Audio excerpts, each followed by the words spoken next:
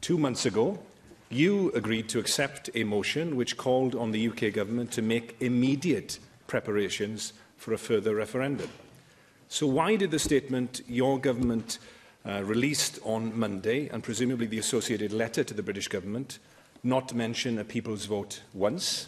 Why yesterday did Jeremy Corbyn not mention a people's vote, your own party's policy, a single time in his 24-minute common speech? Why, in response to the vote, did he say that the purpose of extending Article 50 was to replace Mrs May's dead Brexit with his red Brexit, which is virtually identical to the policy that Parliament just rejected? A customs union, but not the customs union, with a say on EU trade policy, illegal under WTO rules. Close alignment with the single market, but not membership of it. A unicorn is still a fantasy creature, whether painted red or blue. At times like this, we need honest politics. We need people to say what they believe and act accordingly.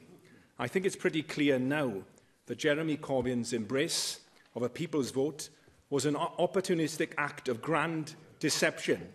And if you don't agree with that, First Minister, you're either a liar or a fool.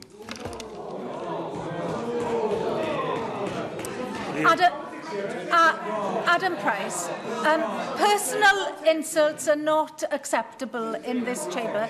This is an emergency question, a serious matter, and political name-calling at this point is not appropriate.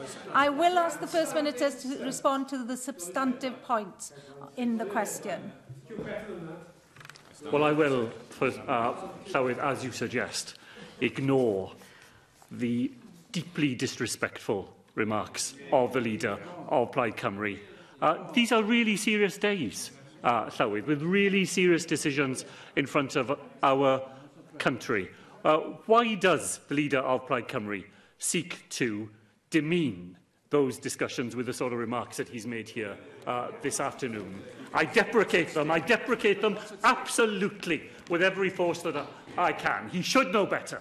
Really, it does no service at all to our nation for him to introduce this question in the way that he did.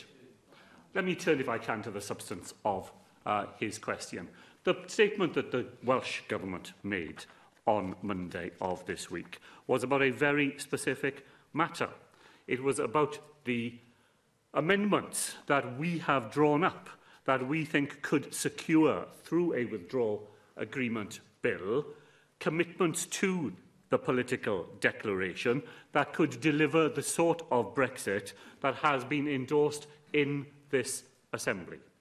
And that is the policy of this government. We remain of the belief that a deal is there to be done, a deal of the sort that has been long debated and endorsed here.